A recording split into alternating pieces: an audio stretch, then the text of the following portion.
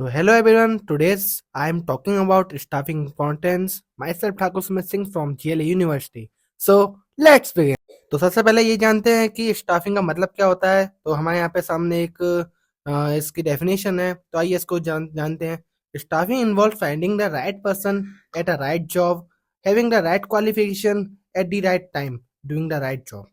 तो इस डेफिनेशन में ये कह रहा है कि स्टाफिंग एक ऐसी प्रोसेस है जहाँ पर हम राइट पर्सन को सेलेक्ट करते हैं उस राइट जॉब के लिए जिसके पास राइट क्वालिफिकेशंस होते हैं एट द राइट टाइम। मतलब हमारे पास एक हमें एक पर्टिकुलर टाइम के लिए अपॉइंट करते हैं।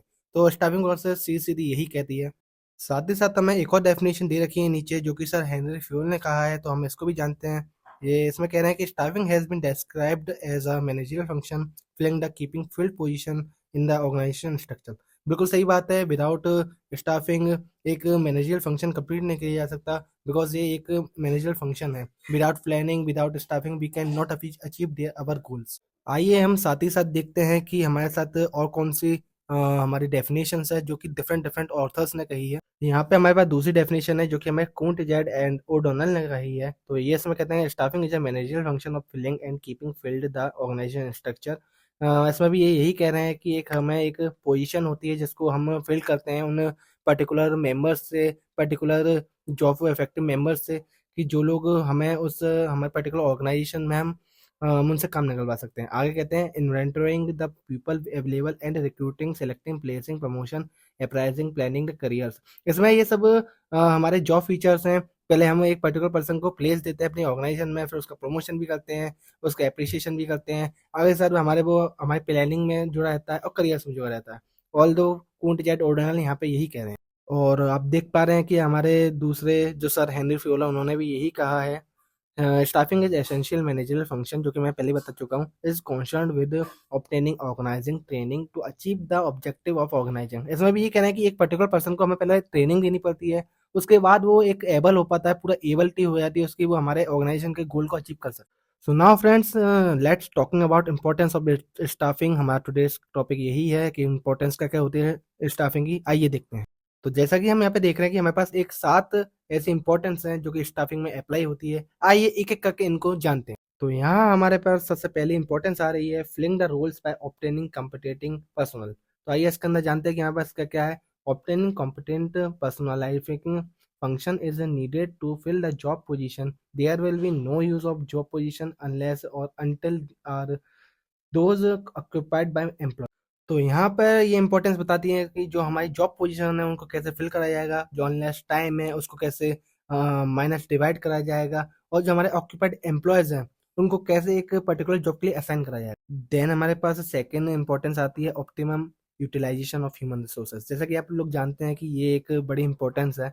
जब तक हमारे पास ऑप्टिमम यूटिलाइजेशन नहीं होगा, वो भी रिसोर्सेज का, वो भी ह्यूमन रिसोर्सेज का, तो हमारी एक ऑर्गेनाइजेशन जो है वो अच्छे से पीक पे सर्वाइव नहीं कर पाएगी। वो एक नॉर्मल ऑर्गेनाइजेशन बन के रहेगी। तो हमें ये ध्यान रखना पड़ता है कि हमारे ऑर्गेनाइजेशन में यूटिलाइजेशन अच्छा होना चाहिए कि नहीं। और साथ ही साथ हमारे पास थर्ड इंपॉर्टेंस आ रही है placing the right person at the right job. देखिए, हम इसको एक एग्जांपल से लेके चलते हैं। लाइक जीएलए यूनिवर्सिटी में किसी को हायर करा, बट उसको उसको टाइम दे दिया कि 8 to 4 वाला बैच दे दिया, but he was and she was not able to performing their task in a organisation. तो ये एक लैक पॉइंट बनता है कि जैसे अगर उस पर्सन की राइट जॉब नहीं हो पाएगी तो उसको राइट सिग्निफिकेंस नहीं मिल पाएगा, उसको राइट टाइम की नॉलेज नहीं हो पाएगी। तो इसको हमें ध्यान रखना पड़ता है अपने ऑर्गेनाइजेशन में कि एक लैक नहीं आया उसके में। देन हमारे पास एक और इंपॉर्टेंस निकल के आती है जिसका नाम है हेल्प्स इन कॉम्पिटिटिंग। आइए इसको समझते हैं। The two organisation can easily acquire same type of physical and financial resources. देखिए, हमारे यहाँ पे ये बात कर रहा है कि जो हमारी जो ऑर्गेनाइजेशन है वो अपने टू एक्सपेक्ट को लेके चलती है, एक तो फिजिकल एंड फाइनेंशियल रिसोर्सेज को एक इक्विलिब्रियम में लेके चलना। आगे वो कह रहे हैं the organisation with efficient staff can easily win over its competition is a curriculum for the competing effectively। यहाँ पर ये बताना चाह रहे हैं कि एक पर्टिकुलर जो एम्प्लॉय है वो कैसे compete कर सकता है उसके आने जाने वाले रिफ्लेक्शन को, ऑर्गेनाइजेशन के रिफ्लेक्शंस को, उसके इफेक्टिवनेस में जो हमारी कमी आती है उनको कैसे कवर अप कर सकता है। हमारे पास अगली इंपॉर्टेंस निकल के आ रही है improve job satisfaction and morale of the employee. देखते हैं इसमें क्या कहते हैं। Staffing function does not end only with the appointment of the employee, it includes training, promotion, compensation, etc. All these activities help to motivating the employee and boost up the morale of the employee. देखिए यहाँ पे simple बताया जा रहा है कि एक हम पर्सन को अगर हम उसे मोटिवेट नहीं करेंगे तो वो अपनी ऑर्गेनाइजेशन में हमें कैसे सपोर्ट करेगा, वो हमें अपना इफेक्टिवनेस टाइम कैसे देगा, वो हमारे लिए एक इफेक्टिव पर्सन कैसे बन पाएगा। तो मैं यहाँ पे ये देखना पड़ता है कि हम उसे बार बार प्रमोट करते रहे, मोटिवेट करते रहे। लाइक हमने उसको कभी कभार बोनस दे दिया, लाइक हमने कभी कभार उसको हाफ लीव दे दी, हमने रिफ्रेशमेंट दे दिया। तो यही एक छोटे छोटे की फैक्टर बनते हैं जो कि हमारी ऑर्गेनाइजेशन को लॉन्ग टर्म तक हम बचा सकते हैं। सो गाइस हमारे पास सेकंड लास्ट इंपॉर्टेंस निकल के आ रही है, key to effectiveness of other function. या staffing is a key to effectiveness of other function, because अगर स्टाफिंग नहीं होगी उस ऑर्गेनाइजेशन में तो हमारे आगे के फंक्शन हम रन ही नहीं कर पाएंगे, उस इफेक्टिव ऑर्गेनाइजेशन को हम इफेक्टिव वे में नहीं ले पाएंगे। बिकॉज स्टाफिंग अच्छी नहीं होगी तो हमारे जो भी आगे के कार्य हैं, जो भी हमारे आगे काम है, वो सब रुक जाएंगे। बिकॉज वो मेजर वी कैन से वो मेजर फंक्शन है अपनी पूरे मैनेजमेंट प्रोसेस का। तो मैं इसका ध्यान रखना होगा कि स्टाफिंग अच्छे से हो और इफेक्टिवली और एफिशिएंटली। सो गाइस हमारे पास लास्ट इंपॉर्टेंस आती है, इसका नाम है ग्रोथ ऑफ इंटरप्राइज।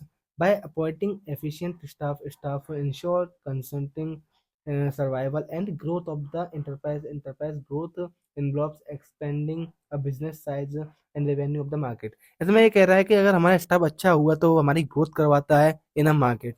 लाइक अगर हमारा स्टाफ अच्छा होता है, लोग कहते हैं कि ये ऑर्गेनाइजेशन अच्छी नहीं है क्योंकि इसका स्टाफिंग प्रोसेस अच्छी नहीं है, इसका स्टाफ अच्छा नहीं है। तो हमें इस बात पे ध्यान होना चाहिए कि हमारा ग्रोथ जो है वो अच्छे से हो, जिससे हमारा मार्केट वैल्यू अच्छी रहे।